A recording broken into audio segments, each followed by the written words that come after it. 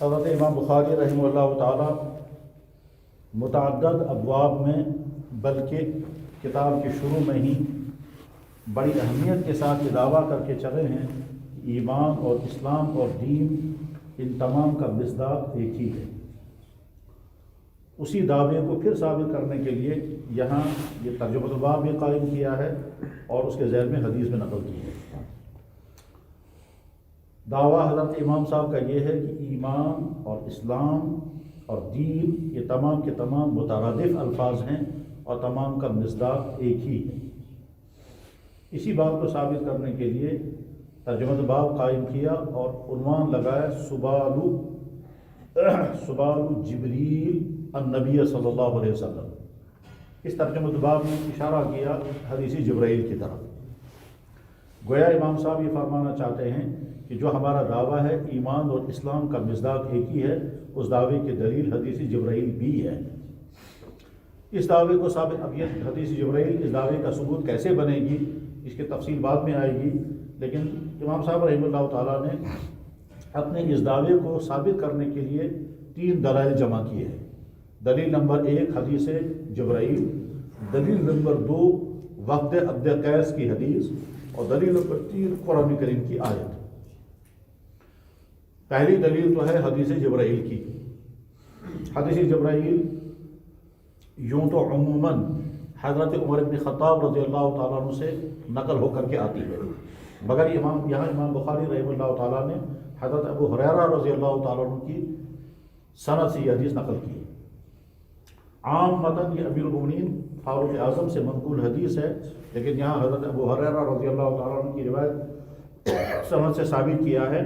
اس سے اس بات کی طرف اشارہ مقصود ہے کہ جبرائیل علیہ السلام کا حاضر ہو کر کے سوال کرنے کا واقعہ اس زمانے کا ہے کہ جب حضرت ابو ہریرہ رضی اللہ تعالیٰ عنہ مسلمان تھے، اور ظاہر ہے کہ حضرت ابو ہریرہ رضی اللہ تعالیٰ عنہ مدینہ طیبہ کی ابتدائی دور میں مسلمان نہیں ہوئے ہیں، کیونکہ وہ مدینہ طیبہ کی ابتدائی دور میں تھے ہی نہیں۔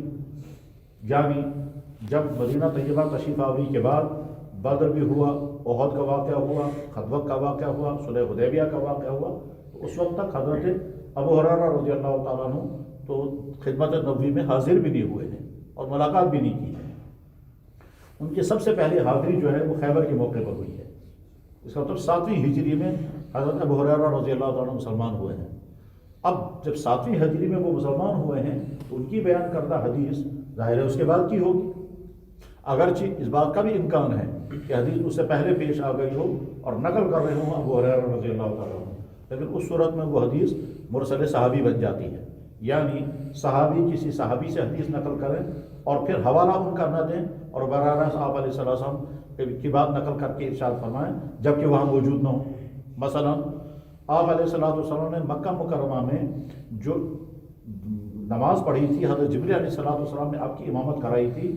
ترمذی میں اس کی حدیث آئی کہ اوقات صلاۃ میں کہ امنی جبرائیل، جبریل علیہ السلام نے مجھے نماز پڑھائی، جبریل علیہ السلام نے مجھے نماز پڑھائی بین رکن والمقام، مقام ابراہیم اور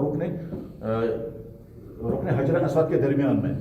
جس وقت یہ واقعہ ہوا ہے اس وقت حضرت جابر بن عبداللہ رضی اللہ تعالیٰ عنہ یقیناً مکہ مکرمہ میں موجود نہیں تھے، اس لیے کہ جابر بن عبداللہ تو مدینے کے صحابی ہیں اور بہت چھوٹی عمر کے تھے، بلکہ ہو سکتا ہے اس وقت ابھی دودھ ہی پی رہے ہوں گے۔ اس وقت کا واقعہ ہے لیکن جابر بن عبداللہ رضی اللہ عنہ اس واقعے کو بیان کرتے ہیں کہ اللہ کے نبی علیہ السلام کی حضرت جبریل علیہ السلام نے امامت کرائی۔ یقینی بات ہے حضرت جابر بن عبداللہ رضی اللہ تعالیٰ عنہ نے یہ واقعہ یا تو کسی اور صحابی سے سنا ہے یا پھر اللہ کے نبی علیہ السلام سے سنا ہوگا۔ تو بہرحال اس بات کا امکان ہے ایک صحابی دوسرے صحابی سے حدیث سنے اور پھر آگے بیان کرے، پھر صحابی کا حوالہ دے گا یا صحابی کا حوالہ چھوڑ دیں گے۔ اگر صحابی کا حوالہ چھوڑ دیتے ہیں تو اس کو کہیں گے مرسل صحابی۔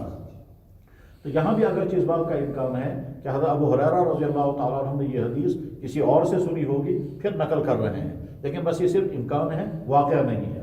واقعہ یہ ہے کہ ابو ہریرہ رضی اللہ تعالیٰ عنہ اس مجلس میں موجود تھے جس میں یہ واقعہ پیش آیا ہے۔ کیوں؟ اس وجہ سے کہ تقریباً تمام حدیث کی شرح کرنے والے اس بات پر متفق ہیں کہ جبریل علیہ السلام کا حضور کی خدمت میں حاضر ہونے کا واقعہ اخیر عمر میں پیش آیا، نہ یہ مکہ مکرمہ میں پیش آیا نہ مدینہ طیبہ کے ابتدائی عہد میں پیش آیا، بلکہ اخیر عمر میں یہ پیش آیا ہے، حتیٰ کہ 7 ہجری کے بعد یقیناً 8 یا 9 ہجری میں یہ واقعہ پیش آیا۔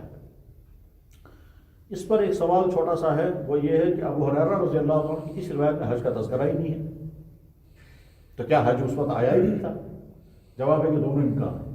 اگر یہ 8ویں ہجری کا واقعہ ہے تو پھر تو حج کا بھی حکم نہیں آیا تھا، کیونکہ حج کا پہلا حج جو ہے وہ 9ویں ہجری میں ہوا ہے، اس لیے اس میں واقع حج کا ذکر نہیں ہے۔ اور یا پھر حضرت ابو ہریرہ رضی اللہ تعالیٰ نے اختصار فرمایا، اور اختصار کی بنیاد پر ایسا ہو سکتا ہے۔ بہرحال امام بخاری رحمہ اللہ تعالیٰ نے اس حدیث جبرائیل کے واقعے کو اس استدلال میں پیش کیا کہ ایمان، اسلام اور دین تمام کے تمام ایک ہی ہے۔ سوال یہ ہے کہ دعویٰ ثابت کیسے ہوا؟ آپ کا دعویٰ یہ ہے کہ ایمان اور اسلام دونوں کا مصداق ایک ہے، حالانکہ اس حدیث سے پتہ چلتا ہے دونوں کا مصداق الگ الگ ہیں۔ کیسے؟ جواب اس کا یہ ہے کہ جب جبریل علیہ السلام آپ سے سوال کر رہے ہیں مال ایمان، تو آپ علیہ السلام نے اس کے جو جواب میں فرمایا وہ الگ ہے۔ اس سوال کے جواب میں جب آپ سے پوچھا گیا کہ مال اسلام، تو جواب میں آپ نے کچھ اور چیزیں ارشاد فرمائی۔ ایمان کے سوال میں آپ نے تمام ان امور کو بیان فرمایا جن کا تعلق صرف تصدیق قلبی کے ساتھ ہے، اور اسلام کے جواب میں آپ نے وہ امور بیان فرمائے جن کا تعلق اعضاء جسمانی کے ساتھ ہے۔ تو ایمان کے جواب میں کچھ اور ہوا اور اسلام کے جواب میں کچھ اور ہوا، تو دونوں ایک کیسے ہو گئے؟ یہ اشکال اس پر۔ پھر تیسرا سوال ہوا احسان کیا ہے؟ تو جواب میں ارشاد فرمایا ان تعبد اللہ کانک تراہ فإن لم تکن تراہ فإنہ یراک۔ پھر سوال ہوا قیامت کب آئے گی؟ جواب میں ارشاد ہوا کہ سائل کو بھی معلوم نہیں قیامت کب آئے گی، جواب دینے کو والے کو بھی معلوم نہیں قیامت کب آئے گی۔ پھر سوال ہوا قیامت کی علامت کیا ہے؟ تو آپ علیہ السلام نے علامتیں بیان فرمائی۔ اب اس پورے واقعے کو آپ علیہ السلام نے بعد میں ارشاد فرمایا یہ جبریل آئے تھے اور تمہارا دین تمہیں سکھا رہے تھے، تو دین کا اطلاق اس پورے مجموعے پر ہو گیا۔ جب دین کا اطلاق پورے مجموعے پر ہوا، اس میں ایمان بھی آ گیا، اسلام بھی آ گیا، احسان بھی آ گیا، علم الصاع بھی آ گیا، تو وہ پورا مجموعہ یہ ایک ہی بنا۔ اسی کو دین کہیں گے، اسی کو اسلام کہیں گے، اسی کو ایمان کہیں گے۔ یہ ہے گویا نوعیت استدلال، دلیل قائم کرنے کی نوعیت یہ ہے کہ آپ فرما رہے ہیں کہ اس پورے کے مجموعے کو آپ علیہ السلام نے دین فرمایا، اور ارشاد فرمایا کہ یہ جبرائیل تھے، ھذا جبرائیل جاء یعلم الناس دینہم، یہ جبرائیل تھے جو سوال کرنے کے لیے آئے تھے، اور مقصد ان کا یہ تھا کہ لوگوں کو ان کا دین سکھائیں۔ تو پتہ ہی چلا کہ دین کا یہ سارے کے سارے دین کا مجموعہ ہے، اور یہ سارے کے سارے ایک ہی ہیں، ان کے درمیان ترادف ہے، ایک دوسرے پر ان کا اطلاق درست ہے۔ یہ ہے امام بخاری رحمہ اللہ تعالیٰ کا طرز استدلال۔ تو دوسری دلیل انہوں نے پیش فرمائی وفد عبد قیس۔ جیسا کہ معلوم ہے کہ وفد عبد قیس جو ہے وہ 9 ہجری میں حضور کی خدمت میں حاصل ہوا، اور بہت عظیم الشان وفد تھا وہ، جس کا تذکرہ حدیثوں میں بڑے اہتمام کے ساتھ آتا ہے، اور آپ علیہ السلام نے بھی اس وفد کا بہت شاندار انداز میں استقبال فرمایا۔ چنانچہ آپ نے فرمایا من الوفد، یہ کون لوگ ہیں جو آئے ہیں، کون سا وفد ہے، کہاں کا ڈیلیگیشن ہے؟ تو پھر آپ نے فرمایا غیر خزایا ولا ندامہ، کہ ان کا آنا بہت مبارک، مرحبا بال، ان کو آنا بہت مبارک ہو، نہ ان کو شرمندگی ہوگی نہ کوئی رسوائی ہوگی۔ شرمندگی اور رسوائی کا فرق اس سے پہلے بتایا گیا تھا کہ یہ آپ نے جملہ کیوں ارشاد فرمایا؟ تمہارے آنے پر تمہارے سے برا سلوک نہیں ہوگا، اور تمہارے واپس جانے پر تم ناکام ہو کر واپس نہیں جاؤ گے۔ جب یہ جملہ بیان کرنا ہوتا ہے تو کہا جاتا ہے غیر خزایا ولا ندامہ، یعنی تمہاری آمد پر تمہارے ساتھ برا سلوک نہیں ہوگا، تمہارے واپسی پر تمہاری چاہتیں پوری ہوں گی، اور تم ایک نعمت لے کر کے جاؤ گے۔ جب یہ مفہوم بیان کرنا ہوتا ہے تو اس وقت مہمان کے لیے کہا جاتا ہے تو غیر خزایا ولا ندامہ۔ پھر آپ علیہ السلام ان وفد والوں نے عرض کیا یا رسول اللہ ہم تو بہت دور دراز علاقے سے حاضر ہوئے ہیں، اور ہم پھر پورے سال آپ کی خدمت میں نہیں آ سکتے ہیں، صرف رجب کے مہینے میں آ سکتے ہیں، کیونکہ رجب کے مہینے میں ہماری جنگ بند ہو جاتی ہے قبیلہ مضر کے ساتھ، اور باقی پورے سال ہم یہاں نہیں آ سکتے ہیں۔ درمیان میں ایک خطرناک قبیلہ ہے جن کے ساتھ ہمارا محاربہ، ہماری جنگ چلتی رہتی ہے، اس لیے ہم سال کے 20 کسی اور مہینے میں یہاں نہیں آ سکتے، رجب کے مہینے میں ہماری جنگ بند ہوتی ہے، ہم آج آئے ہیں۔ اس کے معنی یہ ہیں اگر ہم دوبارہ کبھی آ سکیں گے تو اگلے سال آ سکتے ہیں، لہذا مرنا بامر فصل، ہمیں بہت واضح طور پر بتا دیجئے کیا دین کیا ہے، اور کن کن چیزوں پر ہمیں عمل کرنا ہے، اور کن کن چیزوں سے ہمیں بچنا ہے۔ تو مرنا بامر فصل، ہمیں واضح احکام بتا دیجئے۔ تو آپ نے فرمایا آمرکم باربعین، میں تمہیں 4 باتوں کا حکم دیتا ہوں۔ اس کے بعد فرمایا الایمان باللہ، ایمان باللہ، اور اس ایمان باللہ کی توضیح آپ نے فرمائی کہ کلمہ شہادت پڑھنا، نماز پڑھنا، مال غنیمت ادا کرنا، اور زکوٰۃ ادا کرنا، 4 چیزیں ارشاد فرمائی۔ حکم تو فرمایا میں تمہیں 4 چیزوں کا حکم دیتا ہوں۔ نمبر 1 کلمہ شہادت، نمبر 2 اقامت صلاۃ، نمبر 2 صوم رمضان، نمبر 4 مال غنیمت میں سے خمس ادا کرنا، اور نمبر 5 زکوٰۃ۔ 4 چیزوں کا حکم دیا، پھر آپ نے تفصیل میں 5 چیزیں ارشاد فرمائی۔ تو دیکھیے آپ نے فرمایا اتدرون ما ایمان باللہ، تم جانتے ہو ایمان باللہ کیا ہے؟ پھر ان میں اعمال کو بھی شامل کر دیا۔ تو پتہ ہے ذرا کہ ایمان کا اطلاق ان امور پر بھی ہوتا ہے جن کو ہم اسلام سمجھتے ہیں۔ ایمان کا مصداق جیسے کلمہ شہادت ہے، جیسے تصدیق قلبی ہے، ویسے اعمال جسمانیات بھی ہیں۔ وقت عبد قیس کی یہ حدیث اس کی دلیل ہے، اور یہ 2 دلیل ہے۔ تیسری دلیل ہے وَمَن يَبْتَغِ غَيْرَ الْإِسْلَامِ دِينًا فَلَن يُقْبَلَ مِنْهُ، جو اسلام کے علاوہ کسی اور کو دین بنائے گا۔ اس کا مطلب یہ ہے کہ دین 2 ہے، یا اسلام ہے یا غیر اسلام ہے۔ غیر اسلام کو رد کر کے اسلام کو دین بنانا، اس کے لیے کامیابی ہے، اس کے لیے کامیابی۔ وَمَن يَبْتَغِ غَيْرَ الْإِسْلَامِ دِينًا فَلَن يُقْبَلَ مِنْهُ، اسلام کے علاوہ جو کسی اور کو دین بنائے گا وہ دین ہرگز قبول نہیں کیا جائے گا۔ تو جب اسلام کو دین بنائے گا تو اسلام میں ایمان بھی ہے، احسان بھی ہے، اعمال بھی ہیں، تصدیق کر بھی سارا کا مجموعہ ہے۔ جیسے ان الدین عند اللہ اسلام میں اسلام سے مراد ایمان بھی ہے اور اسلام بھی ہے، ایسے ہی وَمَن يَبْتَغِ غَيْرَ الْإِسْلَامِ دِينًا میں اسلام سے مراد ایمان بھی ہیں، اعمال بھی ہیں، سارا مجموعہ۔ یہ تو نہیں کہہ سکتے کہ وَمَن يَبْتَغِ غَيْرَ الْإِسْلَامِ دِينًا فَلَن يُقْبَلَ مِنْهُ کا مطلب یہ ہے کہ صرف اسلام قبول کیا جائے، ایمان نہ ہو۔ جو حضرات یہ کہتے ہیں کہ ایمان الگ چیز ہے، اسلام الگ چیز ہے، ان حضرات کے کہنے کا مطلب یہ نکلے گا کہ جو شخص اسلام کا اپنا دین بنائے چاہے ایمان ہو یا نہ ہو، حالانکہ یہ مطلب ہو ہی نہیں سکتا۔ تو لہذا لازماً یہ کہنا پڑے گا کہ اسلام کے اندر ایمان بھی داخل ہے اور ایمان کے اندر اسلام بھی داخل ہے۔ بہرحال امام بخاری رحمہ اللہ تعالیٰ کا نقطہ نظر یہی ہے اور تمام محدثین کا، اور جیسے کہ اس سے پہلے بارہا مختلف دلائل سے بتایا گیا تھا کہ دراصل اس کا تعلق اطلاقات کے ساتھ ہے، کہ جیسے قرآن کریم کی اس آیت سے، جیسے ان 2 حدیثوں سے پتہ چل رہا ہے کہ اسلام اور ایمان ایک ہیں، ویسے ہی قرآن کریم کی آیت سے بھی پتہ چلتا ہے کہ اسلام الگ چیز ہے، ایمان الگ چیز ہے۔ قالت الاعراب آمنا قل لم تؤمنوا ولكن قولوا اسلمنا، یہ گاؤں کے کچھ لوگ قبیلہ بنو تمیم کے لوگ آئے، انہوں نے عرض کیا کہ ہم ایمان والے ہیں۔ آپ نے فرمایا ایمان والے نہیں، اسلام والے ہو، یعنی گویا تمہارے میں اسلام تو آ چکا بھی ایمان نہیں آیا، تو گویا آپ کے ایمان کو الگ کا، اور خود اسی حدیث سے بھی پتہ چلتا ہے کہ ایمان الگ چیز ہے، اسلام الگ چیز ہے۔ اطلاقات رہا دین، تو دین کا اطلاق ہوتا ہے ادیان باطلہ کے مقابلے میں مجموعی دین پر۔ دنیا میں دین 2 ہیں، دین حق اور دین باطل۔ دین باطل کے مقابلے میں دین حق دین اسلام ہے، اور جب ہم دین حق لفظ اسلام جب دین کے معنی میں لیں گے تو اس میں ایمان بھی ہے، اسلام بھی ہے، اخلاق بھی ہے، ساری چیزیں ہیں۔ بہرحال حدیث جبرائیل جو یہاں پیش کی گئی ہے، اس میں امام بخاری رحمہ اللہ تعالیٰ ترجمۃ الباب میں نقل فرمایا سوال جبرائیل النبی صلی اللہ علیہ وسلم، سوال مصدر ہے، جبریل اس کا مضاف ہے اور فاعل ہے، تو سوال کرنے والا جبرائیل علیہ السلام ہے، اور آپ علیہ السلام کے ان سوالوں کا جواب دینا۔ اس کے بعد پھر حدیث نقل کی ہے۔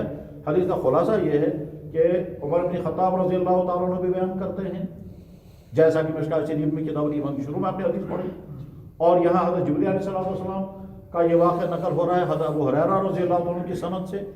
حضرت امیر المؤمنین عمر بن خطاب رضی اللہ تعالیٰ عنہ نے جب بیان فرمایا تو اور زیادہ تفصیل سے بیان کیا۔ وہ حضرت فرماتے ہیں کہ ہم اللہ کے نبی علیہ السلام کی خدمت میں حاضر تھے، صحابہ کا مجموعہ تھا، اس بیچ میں اچانک ایک شخص نمودار ہوئے جن کو ہم پہچانتے بھی نہیں تھے، اور یہ بھی نہیں محسوس ہوتا تھا کہ یہ کسی دوسرے علاقے کے آدمی ہیں۔ دوسرے علاقے کے آدمی ہونے کے معنی یہ ہے کہ سفر کر کے آئے ہیں، تو سفر کے آثار ان کے جسم اور کپڑوں پر نمایاں ہوتے، جیسا کہ اس زمانے میں لازماً یہ ہوتا تھا کہ جب کوئی انسان سفر کر کے آیا ہو تو پسینے میں شرابور، گرد و غبار میں اٹا ہوا، چہرہ تھکا ہوا، اور حالات سفر مختلف انداز کے ظاہر ہوتے تھے۔ اس کے معنی یہ لازماً یہ مسافر ہے، مگر سفر کے آثار بھی ان کے جسم پر نہیں ہے، تو اس کے معنی یہ ہے کہ یہ مقامی آدمی ہے، مگر ہم مقامی آدمی بھی نہیں جانتے تھے، کیونکہ ہم میں سے کوئی ان کو پہچانتا نہیں تھا۔ تو اطلع علینا رجل شدید سواد الشعر شدید بیاض الثیاب، ہمارے درمیان ایک آدمی نمودار ہوا جس کے کپڑے بہت زیادہ سفید تھے اور جس کے بال بالکل سیاہ تھے، لا یرا علی اثر السفر، سفر کے آثار بھی ان پر نہیں تھے، ولا یعرفہ منا احد، اور ہم اس کو پہچانتے بھی نہیں تھے۔ اس لیے تعجب کی بات تھی کہ دونوں حالتوں میں سے ایک حالت اس کے اندر نہیں ہے۔ وجہ بالکل ظاہر ہے، کیا کہ وہ کوئی انسان نہیں تھا، اگرچہ وہ انسانی شکل میں آئے تھے، انسان ہوتے اور زمین کے مسافتیں قطع کر کے آئے ہوتے تو ان کے جسم پر مسافت کے اثرات ہوتے، سفر کے اثرات ہوتے، فرشتے ہیں، اور فرشتوں کے لیے قطع مسافت کوئی تعب و تھکان کی چیز نہیں ہے، کیونکہ فرشتے جو ہیں وہ انسانی طبیعت والے نہیں ہوتے ہیں کہ جن کو بھوک لگے، پیاس لگے، چلیں گے تو تھکیں گے، نیند کا تقاضا ہوگا، چہرے پر تاب کے آثار ہوں گے، فرشتوں پر یہ ساری چیزیں تعلیم نہیں ہوتی ہیں۔ اس بنا پر جو تو ہو ہی نہیں سکتا ہے کہ حضرت جبریل علیہ السلام جو اگرچہ انسانی شکل میں آئے تھے ان پر یہ سارے اثرات ہوتے، اور چونکہ جبریل علیہ السلام کوئی انسانی بستی کے انسان نہیں ہے اس لیے ان کو پہچانتا بھی کوئی نہیں تھا۔ بہرحال وہ آئے ہیں اور حضور کے خدمت میں آ کر بیٹھ گئے۔ حضرت عمر بن خطاب رضی اللہ تعالیٰ عنہ کی اس حدیث میں یہ بھی ہے کہ وہ حاضر خدمت ہوئے اور اپنے گھٹنے حضور کے گھٹنوں کے ساتھ قریب کر دیے، یا اسند رکبتیہ الی رکبتیہ، اپنے گھٹنے حضور کے گھٹنوں کے قریب کیے یا مس کر دیے۔ قریب کر دیے کے معنی لازمی نہیں ہے کہ آپ نے مس کر دیے یعنی گھٹنا گھٹنوں سے مل گیا ہو، نہیں، قرب کے معنی بھی ہو سکتا ہے، مفہوم ہے بہت باادب بیٹھ گئے وہ اور آپ نے دونوں ہاتھوں کو اپنے رانوں پر رکھا، گویا مؤدب ہونے کی جو بہتر سے بہتر شکل ہو سکتی ہے وہ بہتر شکل کے ساتھ سامنے بیٹھ گئے۔ اس بار انہوں نے پہلا سوال کیا، وہ سوال حضرت ابو ہریرہ رضی اللہ عنہ کی اس روایت میں بھی ہے۔ جہاں ایک لفظ زائد ہے جو وہاں نہیں ہے، یہاں لفظ زائد ہے کہ حضرت ابو ہریرہ رضی اللہ عنہ کہتے ہیں کان نبی صلی اللہ علیہ وسلم بارزا یوما للناس، اللہ کے نبی علیہ السلام ایک دن لوگوں کے ساتھ بارز تھے۔ بارز کے معنی تمام لوگوں کو حاضر ہونے کی اجازت ہے، مجمع عام ہے، کھلی مجلس ہے۔ بروز کے معنی ظاہر ہو کر کے بیٹھنا جہاں ہر شخص آنے کی اجازت ہے۔ اس پر ایک سوال پیدا ہوتا ہے کہ یہ کہاں ہوئی ہے یہ مجلس؟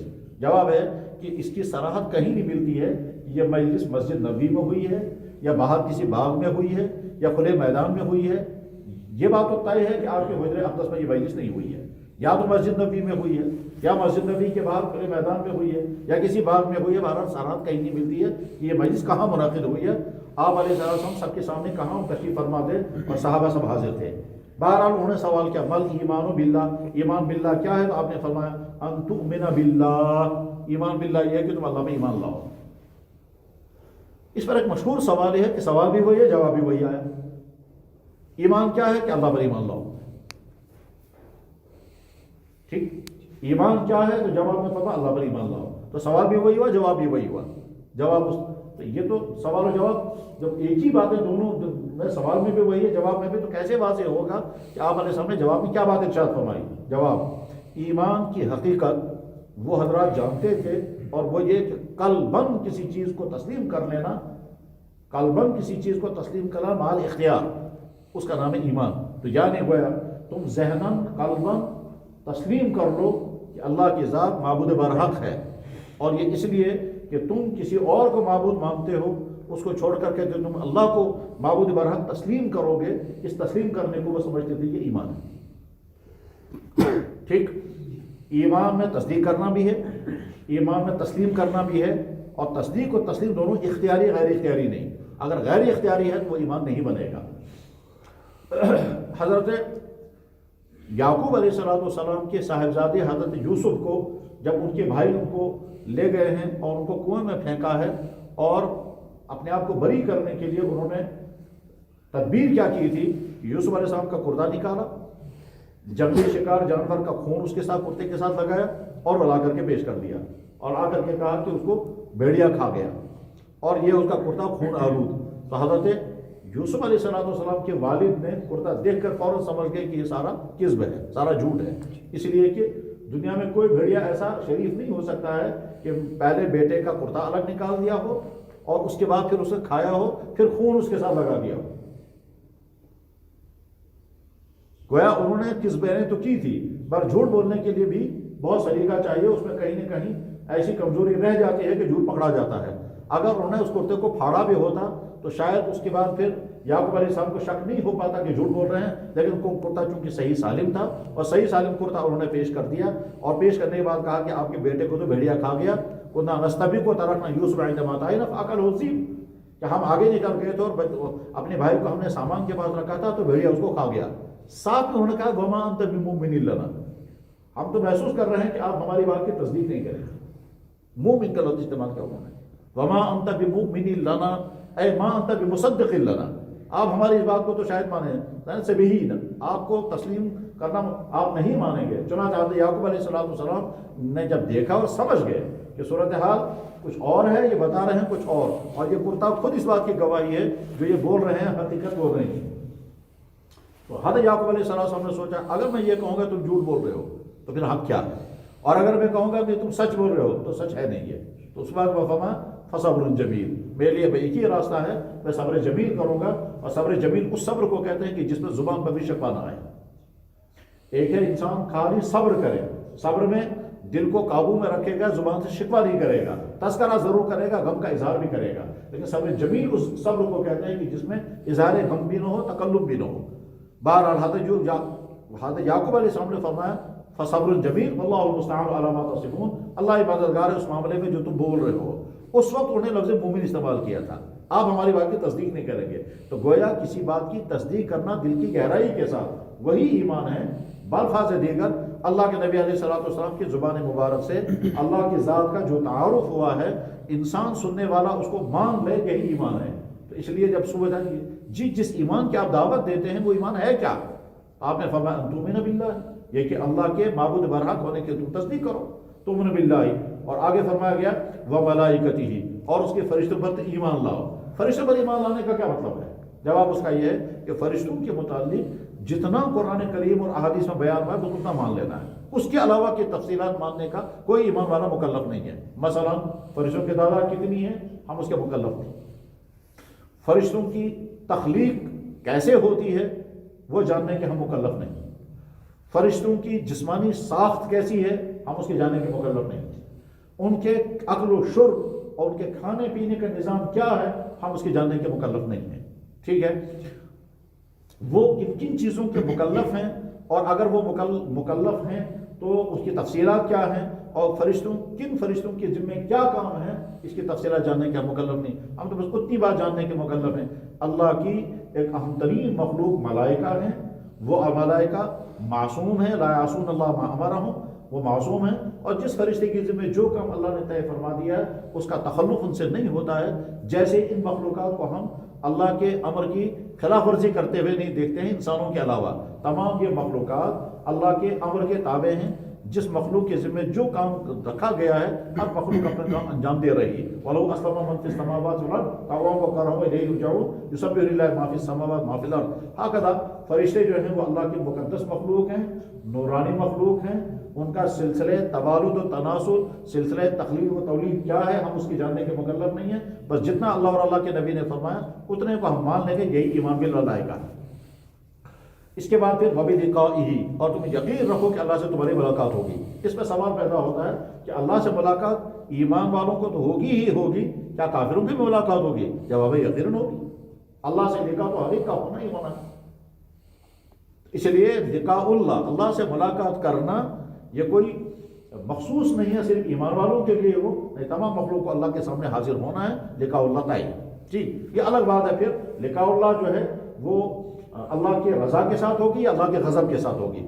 بعضوں کے ساتھ اللہ کا لقاء ہوگا غضب کے ساتھ، اور بعضوں کے ساتھ اللہ کا لقاء ہوگا رضا کے ساتھ۔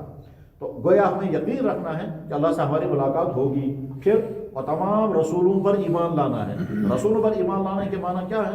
نمبر 1 یہ تسلیم کرنا ہے کہ وہ انسان تھے، نمبر 2 یہ تسلیم کرنا ہے کہ وہ تمام گناہوں سے معصوم تھے، نمبر 3 یہ تسلیم کرنا ہے کہ وہ ہدایت یافتہ تھے، ان کے ذریعے سے انسانوں کو ہدایت ملتی تھی۔ اس کے بعد پھر کس نبی نے دین کا کام کیسے کیا اور کون سا نبی کس قوم کی طرف مبعوث ہوا، یہ تمام نبیوں کے تفصیلات جاننے کے ہم مکلف نہیں ہیں، ہم تو صرف اتنے کے مکلف ہیں جتنا کا تذکرہ قرآن کریم میں آیا۔ بس جن نبیوں کا تذکرہ قرآن کریم میں آیا ان پر ایمان نام کے ساتھ، اور جن نبیوں کا تذکرہ قرآن کریم میں نہیں آیا ان تمام نبیوں پر ایمان لانا ہے، یہ کہہ کر کے کہ یا اللہ جن کا قصہ آپ نے بیان نہیں کیا ہمارا ان پر بھی ایمان ہے، کیونکہ قرآن کریم نے کہا منہم من قصصنا علیک ومنہم من لم نقصص علیک، بعض نبیوں کے حالات ہم نے آپ کو سنائے اور بعض نبیوں کے حالات ہم نے آپ کو نہیں سنائے، سب پر ہمارا ایمان ہے۔ تو گویا انبیاء علیہ السلام پر ایمان کی تفصیلات کے ہم مکلف نہیں ہیں، اجمالاً ایمان کافی ہے اور اسی کے ہم مکلف ہیں۔ اس اجمالی میں جو باتیں بیان کی گئی ہیں بس ان تمام چیزوں کو ماننا ہوگا، یعنی ہم نے مان لیا کہ موسیٰ علیہ السلام اللہ کے نبی تھے، قرآن نے بیان فرمایا کہ ان کو نبوت عطا کی گئی پہاڑ طور پر، ہمیں اسے ماننا ہے۔ پھر پہاڑ طور پر بہت عطا ہونے کی جو صورتحال پیش آئی ہے قرآن کریم کے مختلف آیات کے روپ، تو وہ ساری ہمیں ماننی ہے۔ پھر حضرت موسیٰ علیہ السلام نے فرعون کے دربار میں جا کر کے جس طرح سے نبوت کا اعلان کیا، ہمیں اسے ماننا ہے۔ پھر آگے موسیٰ علیہ السلام اور فرعون کا جو ٹکراؤ چلتا رہا ہے، اور پھر موسیٰ علیہ السلام مثلا بنی اسرائیل کو نکال کر کے لے گئے ملک مصر سے، اور نکال کر جب لے گئے ہیں تو اس وقت جو واقعات پیش آئے ہیں قرآن میں، ان کے تمام کو ماننا ہے۔ اس میں کچھ باتیں خلاف عقل بھی محسوس ہو سکتی ہیں، لیکن وہاں عقل کے اعتراضات کی طرف توجہ نہیں کرنی ہے، جو کچھ قرآن کریم نے بیان کیا آنکھ بند کر کے ماننا ہے۔ مثلا موسیٰ علیہ السلام نے دریا کو ڈنڈا مارا، پانی رک گیا، بنی اسرائیلی پار ہو گئے، اور پانی رکا رہا۔ جب فرعون اپنے لشکر کے سمیت دریا کے بیچ میں پہنچ گیا تو پانی چلا، اور چلنے کے بعد سب کو ڈوب گئے۔ اب ڈنڈے سے پانی کیسے رکے گا، یہ عقل میں آنے والی چیز نہیں ہے، اس کا تعلق معجزات کے ساتھ۔ تو نبیوں کے متعلق جو تفصیلات قرآن کریم نے بیان فرمائے، بس ہم اسی کے ماننے کے مکلف ہیں۔ وَتُؤْمِنُ بِالْبَعْثِ، اور یقین رکھیں کہ بعثت ہوگی، انسانوں کو دوبارہ زندہ ہونا ہے، اور زندہ ہونے کے بعد پھر اللہ کے سامنے حساب۔ یہ تؤمن بالبعث کے معنی تؤمن بالآخرہ۔ حضرت عمر بن خطاب رضی اللہ عنہ کی روایت میں تو الفاظ دوسرے ہیں اور یہاں الفاظ دوسرے ہیں۔ اس میں رسولوں کا تذکرہ تو ہے، کتابوں کا تذکرہ نہیں ہے۔ یہ نہیں فرمایا کہ اللہ پر، فرشتوں پر، رسولوں پر اور کتابوں کا تذکرہ اس میں نہیں ہے، لیکن نبیوں پر ایمان مستلزم ہے کتابوں کے ایمان پر۔ کیوں؟ جب ہم نے یہ مان لیا موسیٰ علیہ السلام نبی ہیں، اور موسیٰ علیہ السلام کہہ رہے ہیں اللہ نے مجھ پر تورات نازل فرمائی اور قرآن نے کہا، تو موسیٰ علیہ السلام کے نبی کے ماننے کا لازمی معنی یہ ہے کہ آپ کو تورات کو بھی ماننا ہوگا۔ بہرحال یہ مستلزم ہے اس کو، اس لیے اس عالم سے تذکرہ کرنا لازم نہیں ہے۔ سوال یہ ہے کہ ابو ہریرہ رضی اللہ عنہ نے اس حدیث میں کتب کا لفظ چھوڑ دیا ہے، یہ کیا ہوا ہے؟ تو جواب ہے کہ ہاں اختصار کیا ہے۔ حضرت عمر بن خطاب رضی اللہ عنہ کی روایت میں کتب کا لفظ موجود ہے۔ جب یہ سوال ہوا تو حضرت عمر بن خطاب رضی اللہ عنہ کی روایت میں ہے کہ جو ہی حضور نبی علیہ السلام نے یہ جواب دیا تو اس نے وہاں سے سوال کرنے والے نے وہاں سے کہا کہ صدقت، آپ نے صحیح جواب دیا۔ حضرت عمر بن خطاب رضی اللہ عنہ کی روایت میں ہے کہ ہم نے بڑا تعجب ہوا کہ سوال کرنے والا سوال کرنے والا بھی تصدیق بھی کر رہا ہے۔ تصدیق کرنے کے معنی یہ ہے کہ وہ پہلے سے جانتا ہے، اور جاننے کے معنی یہ ہے کہ پھر اس کا سوال جو ہے وہ سائل بن کر کے نہیں، وہ امتحان کے لیے ہے۔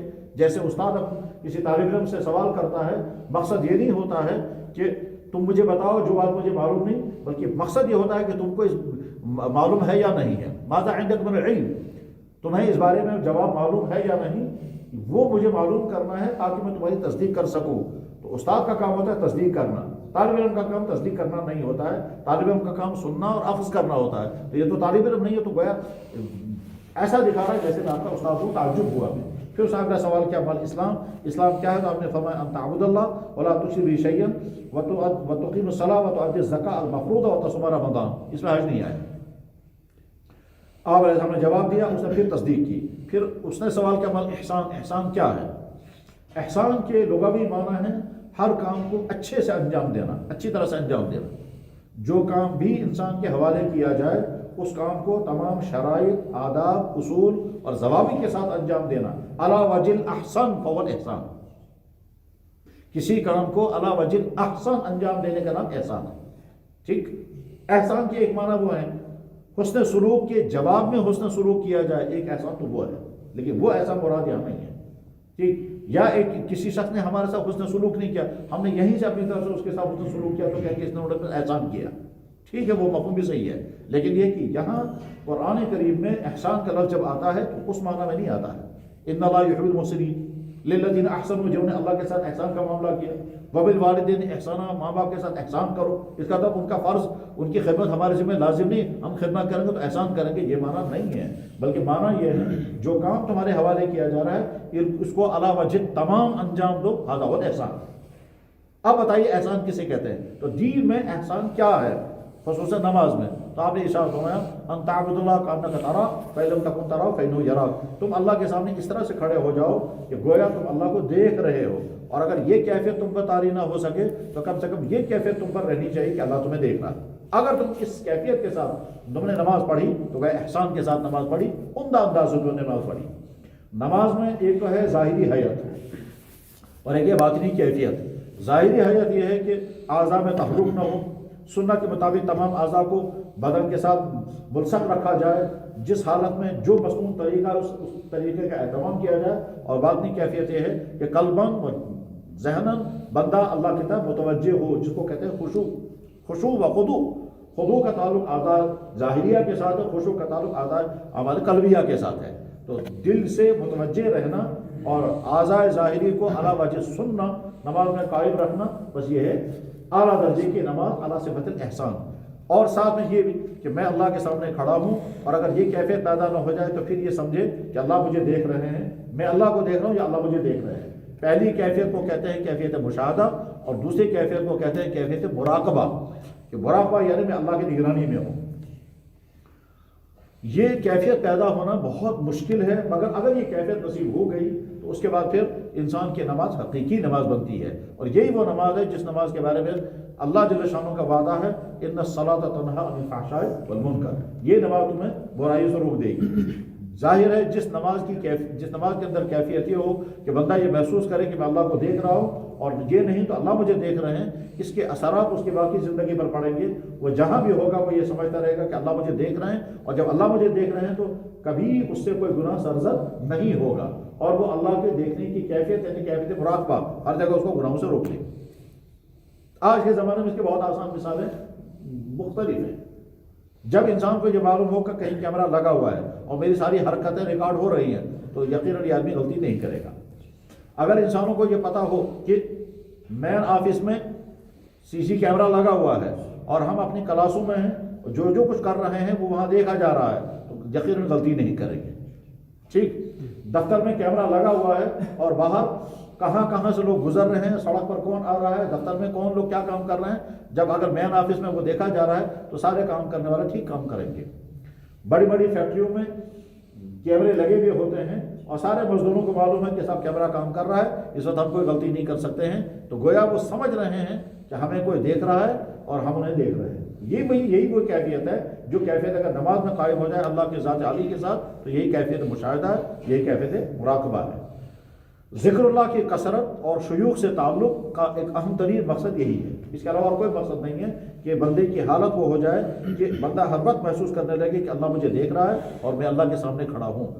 وہ پہلا والا مقام رفیع ہے، دوسرا والا مقام اس سے کم دیجیے گا۔ پہلے تو مقام آ گیا مقام مراقبہ، اور اس کے بعد پھر مقام آ گیا مقام مکاشفہ یا مقام مشاہدہ، جس میں بندہ جو ہے وہ محسوس کرتا ہے کہ میں اللہ کو دیکھ رہا ہوں، یعنی مخلوق کے روپ میں اللہ کی ذات کا مشاہدہ کرنا، اور بعض دفعہ مخلوق سے ہٹ کر بھی اللہ کی کیفیات انوارات کا مشاہدہ ہونے لگتا ہے، جیسا کہ مشائخ کو اپنے سفر سلوک کے دوران اس طرح کے مرحلے آتے ہیں۔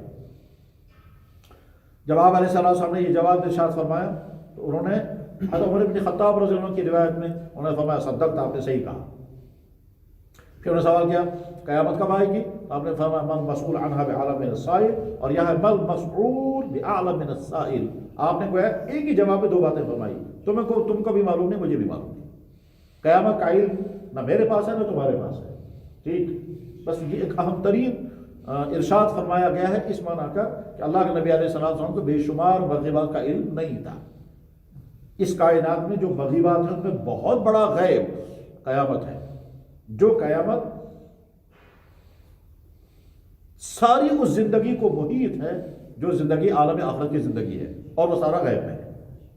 تو اللہ کے نبی علیہ السلام فرما رہے ہیں کہ اس غیب کا مجھے علم نہیں ہے، یہ قیامت کب آئے گی، ہاں علامتیں بتا سکتا ہوں۔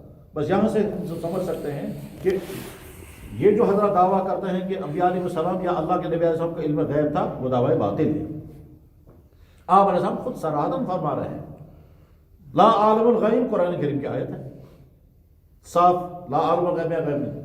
ہاں اس کے معنی یہ بھی نہیں کہ حضور کو، بلکہ یوں کہا جائے گا کہ مغیبات کا جتنا علم اللہ نے اپنے نبی کو عطا فرمایا اس کائنات میں کسی کے پاس نہیں ہے، لیکن اس کے بعد اگر کوئی یہ کہے گا کہ نہیں سارا غیب حضور جانتے تھے، وہ غلط ہے۔ ایک ہے غیب کا وہ علم جو اللہ کی صفت عالی اور اللہ کی ذات کے ساتھ مخصوص ہے، وہی کیفیت نبی کی ہو، ایسا نہیں ہے۔ ہاں مغیبات کا علم، انباء الغیب کا علم جتنا اللہ کے نبی کو تھا اتنا کسی کو نہیں، مگر وہ سارا عطائی تھا۔ اسی لیے علم غیب کے مسئلے میں 4 صورتیں بنتی ہیں: علم غیب کلی ذاتی، علم غیب کلی عطائی، علم غیب جزئی ذاتی، علم غیب جزئی عطائی۔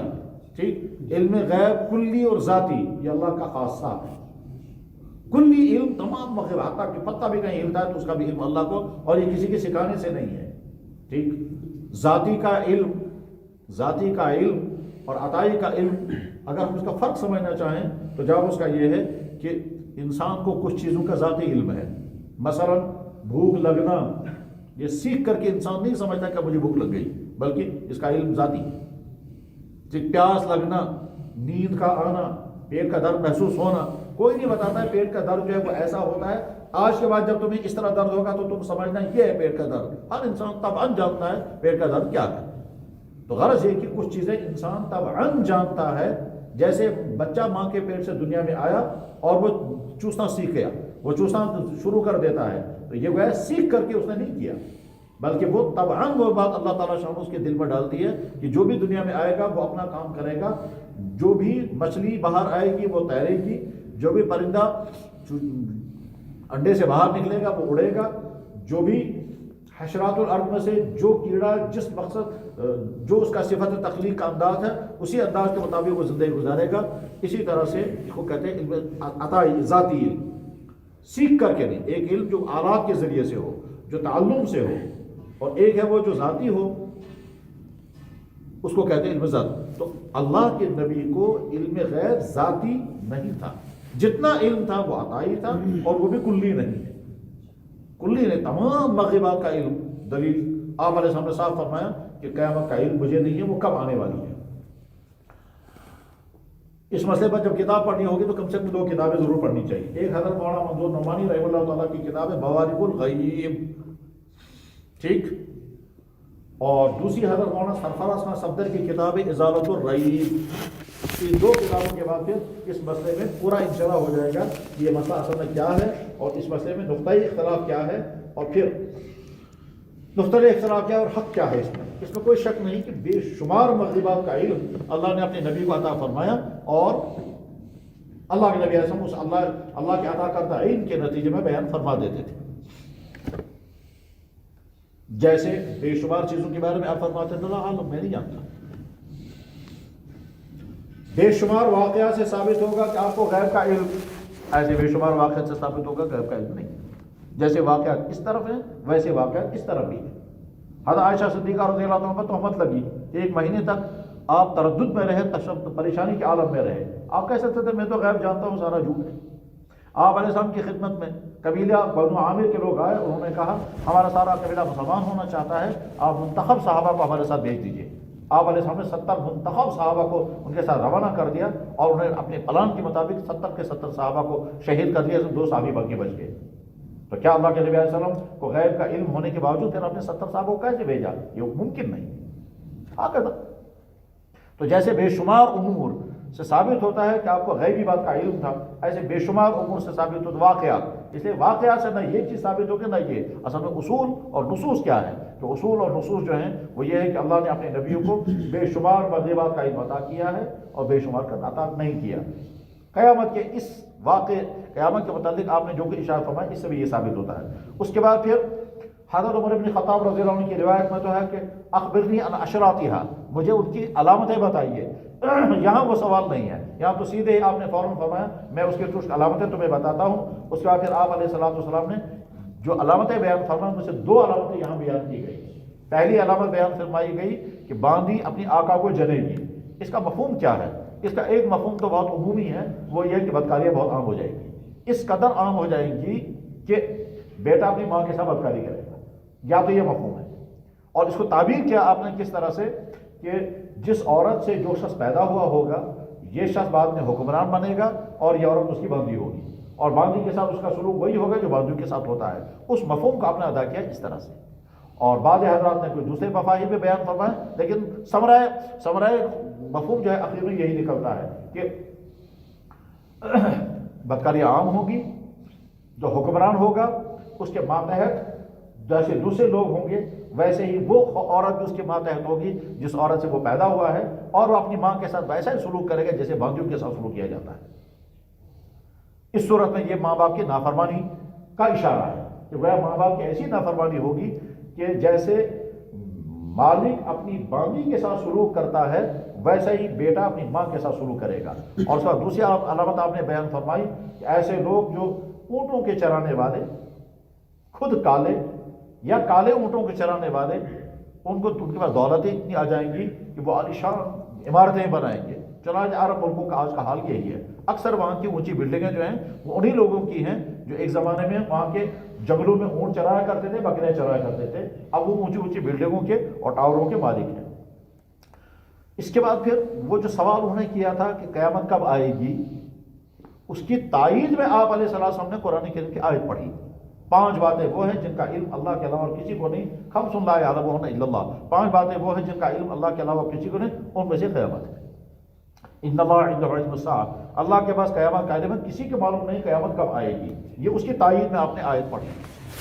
गोया कुरान करीम की इस आयत से भी साबित हुआ कि क़यामत कब आएगी किसी के इल्म में, और हदीस मुबारक में भी आपने सराहतन फरमाया कि उसका इल्म खुद जिब्राइल को भी है और मुझे भी नहीं। फिर उस आयत में चूँकि 5 चीज़ें हैं, उन 5 चीज़ों में से कुछ चीज़ें तो कतई हैं, उसमें तो कोई इश्तिबाह नहीं है। क़यामत कब आएगी किसी के इल्म में नहीं। इंसान की मौत कौन सी ज़मीन में होगी किसी के इल्म में नहीं। घर में होगी, अस्पताल में होगी, अपने वतन में होगी या गैर वतन में, कोई नहीं बता सकता। इंसान कल क्या करेगा किसी के इल्म में नहीं। ये इंसान इरादा तो करता है, प्लान तो बनाता है कि मैं कल ये करूँगा, लेकिन क्या वो कर पाएगा या नहीं कर पाएगा किसी के इल्म में नहीं है। ठीक, 3 चीज़ें तो बात तय हो गई। फिर 2 चीज़ें हैं इनके बारे में इश्तिबाह रहता है। बारिश कब होगी ये अल्लाह के इल्म में है, तो सवाल पैदा होता है। महकमा मौसमियात वाले तो पेशन गोइयाँ करते हैं और कभी वो पूरी भी हो जाती है। और माँ के पेट में क्या है ये अल्लाह के इल्म में है, मगर आज के मुख्तलिफ आलात अल्ट्रासाउंड वगैरह से तो पता चल जाता है कि माँ के पेट में क्या है। तो क्या ये 2 बातें इस आयत के बयान के खिलाफ नहीं हैं? जवाब है नहीं, खिलाफ नहीं है। कैसे नहीं है खिलाफ? जवाब, कुरान करीम में अल्लाह ताला शान ये फरमा है कि सिर्फ अल्लाह के इल्म में है कि रहम में क्या है। अल्लाह के इल्म में है कि रहम में क्या है। अब यह रहम इंसानों का भी है, जानवरों का भी है, परिंदों का भी है, कीड़े मकोड़ों का भी है, सबका रहम है। किस रहम से मेल पैदा होगा, किस रहम से फीमेल पैदा होगा, किस रहम से नर आएगा, किस रहम से मादा आएगा, ये तो इंसानों के इल्म में नहीं। एक बात। दूसरी बात यह है, एक है मां के पेट में पलने वाले बनने वाले बच्चे का जिन्स की शक्ल इख्तियार कर लेना, यानी नर और मादा बन जाना, और एक अभी नर और मादा बना ही नहीं। नर और मादा की शक्ल इख्तियार कर लेने के बाद फिर उसका जानना मुमकिन है इंसानों के लिए भी, मुख्तलिफ आलात के जरिए, मुख्तलिफ असबाब के जरिए जानना मुमकिन है। दावा इसका नहीं है, दावा इसका है कि जब मां के रहम में नुत्फा और औरत का अंडा दोनों जमा हो जाते हैं, इनसे ये लड़का बनेगा या लड़की बनेगी ये किसी के इल्म में नहीं। और ये बात तय है, ये सारा मेडिकल साइंस भी तस्लीम करता है कि हम गारंटी नहीं दे सकते हैं कि ये जो हमल आज ठहरा है इससे लड़का बनेगा आगे या लड़की बनेगी, हम नहीं बता सकते। क्यों नहीं बता सकते? उसके लिए तो वो एक बड़ी लंबी दिलचस्प थ्योरी है, उसको कहते हैं क्रोमोसोम की थ्योरी। उस क्रोमोसोम की थ्योरी के नतीजे में इस वक्त तकरीबन ये बात साबित है कि मर्द के नुत्फे में 2 अज्जा होते हैं।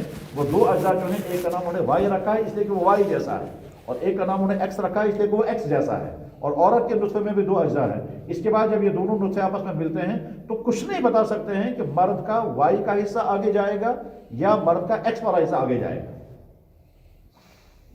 ठीक, यहां पर पानी रखा जाए, ये पानी नीचे को चलेगा। जहां ये पानी गिराया गया वहां दो तिनके भी हैं। अब इन तिनकों में से कौन सा वाला तिनका आगे चलेगा, कौन सा पीछे रहेगा, हम नहीं बता सकते। पानी के साथ तिनके आगे चलते हैं जी। नाली में पत्ते हैं, नाली में पानी रुका हुआ है, पत्ते भी रुके हुए हैं, पीछे से पानी आ गया, अब कौन सा पत्ता आगे जाएगा कोई नहीं बता सकता। ठीक, बस ये आसान सी मिसाल है, मुशाहद मिसाल है। इसी तरह से मर्द के नुत्फे में दोनों अज्जा हैं। इन मर्द के नुत्फों में से कौन सा जुज आगे जाएगा जो औरत के एग के साथ मस करेगा। ठीक, अगर ये वाई वाला हिस्सा आगे चला गया तो लड़का बनेगा, और अगर एक्स वाला हिस्सा आगे चला गया तो लड़की बनेगा, और ये किसी इख्तियार में नहीं है।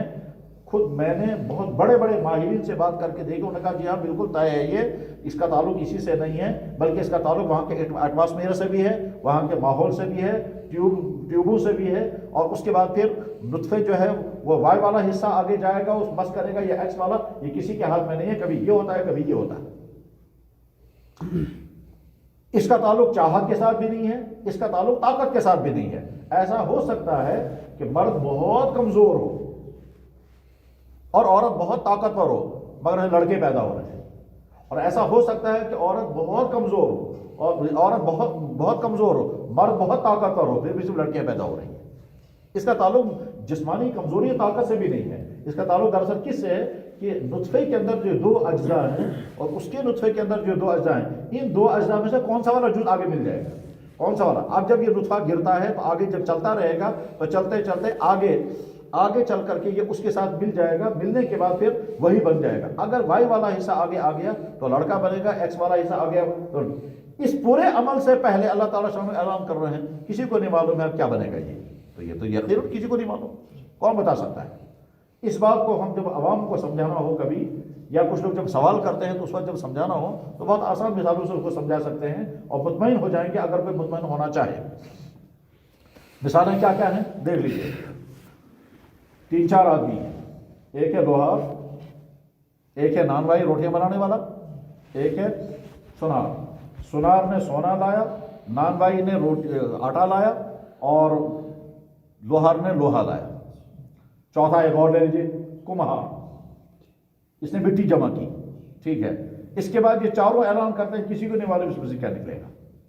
صحیح بات ہے، واقعی کسی کو نہیں معلوم ہے کہ لوہار کہہ رہا ہے اس میں سے بسولا بنے گا، تبر بنے گی، دروت بنے گا، شراک بنے گا، کچھ نہیں معلوم، یہ تو سارا اس کے ذہن میں ہے کیا بنے گا اس میں سے۔ سونار کہتا ہے کسی کو نہیں معلوم اس سے انگوٹھی بنے گی کہ کانوں کی بالیاں بنے گی کہ ہار بنے گا کہ ہاتھوں کے کنگن بنے گے، کسی کو نہیں معلوم، یہ میرے علم میں ہے اور میری منصے پر ہے۔ اسی طرح سے روٹیاں بنانے والا کہتا ہے میں نے آٹا لایا، کسی کو نہیں معلوم اس میں سے کیا نکلے گا۔ یہ آٹا گوندنے والا آٹا گوند کر پھر اعلان کرتا ہے کسی کو نہیں معلوم اس میں سے کیا بنے گا۔ اور اس کے بعد جب پیر بنائے، پیر بنانے کے بعد کہا ابھی پتہ نہیں ہے کیا بنے گا۔ اور اس کے بعد جب اس نے روٹیوں کی شیپ بنا دی، چاہے وہ پھر چچورو بنائے، چاہے باقر خانی بنائے، چاہے جو بنائے، ٹھیک، اب یہ آگے پکائے گا۔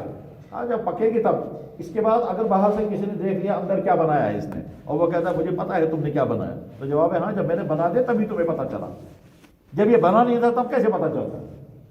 بس یہی ہے وہ فرق کہ اللہ کی طرف سے اعلان ہوتا ہے، کسی کو نہیں معلوم ہے کہ گائے کے پیٹ میں جو نطفہ پہنچا ہے یا ایسا داں یا ایسا گوشت کہ نمس یا ایسا ہاتھوں کے ناک، کچھ نہیں معلوم ہے۔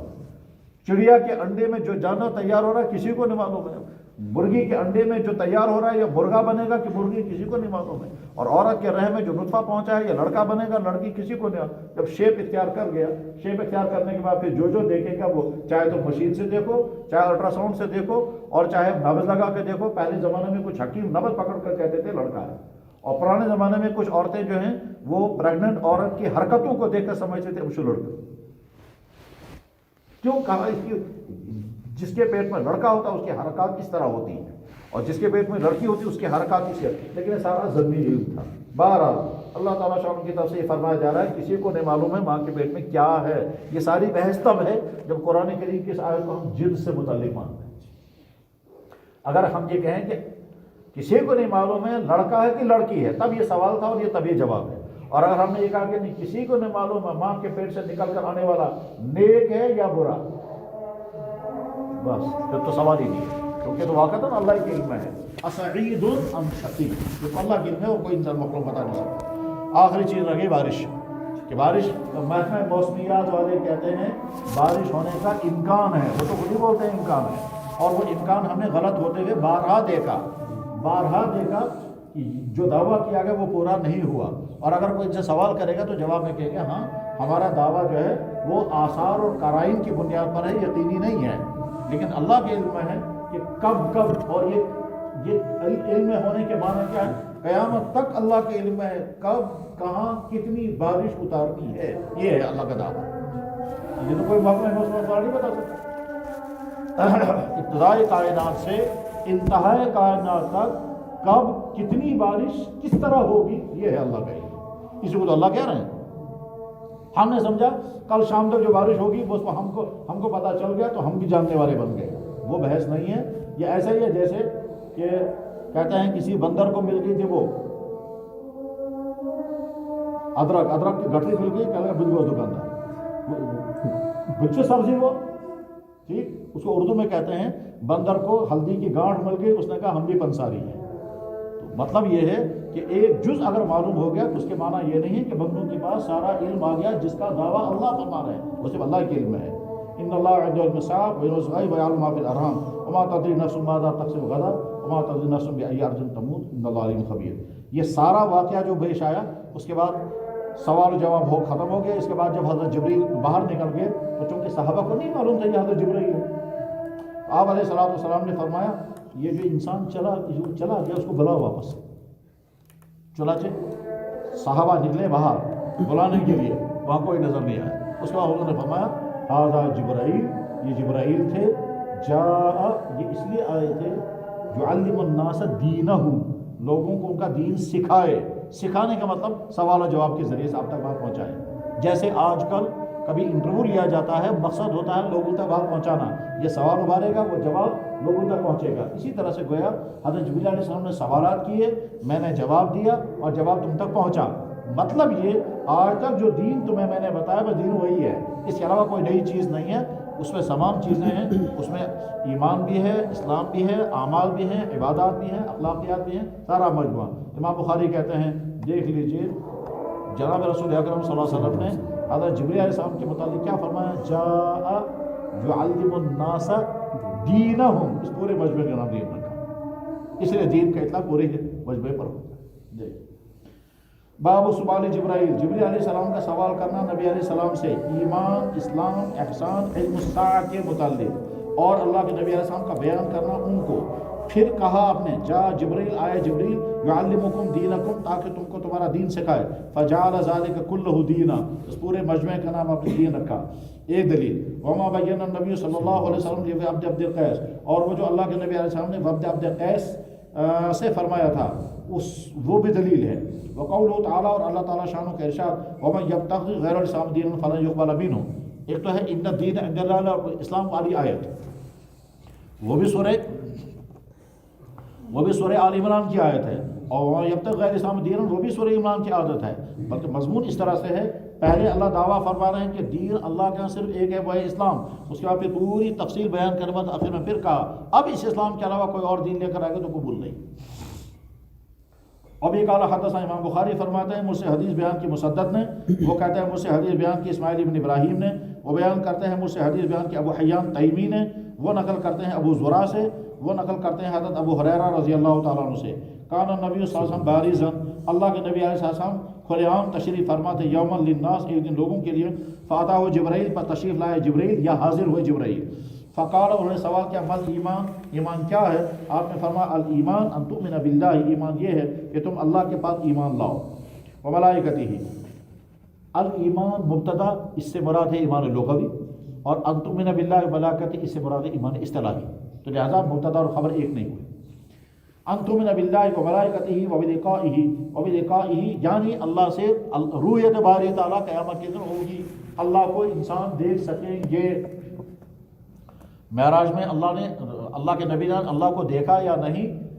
امت کا جو طبقہ صحابہ سے لے کر آج تک اس بات کا قائل ہے کہ رویت باری ثابت ہے، وہ ایک دلیل یہی پیش کرتے ہیں کہ جب تمام انسان قیامت کے دن اللہ کو دیکھ سکیں گے تو گویا انسانوں کی بصارت میں اتنی قدرت پیدا ہو چکی ہوگی کہ وہ قیامت کے دن اللہ کو دیکھ سکیں گے۔ وہ قوت جو انسانوں کو قیامت کے دن اللہ عطا فرمائیں گے، وہ قوت اللہ نے اپنے نبی کو اس عالم بالا میں عطا کر دی تھی، لہذا حضور نے اللہ کو دیکھا تو اس میں اشکال کیا ہے؟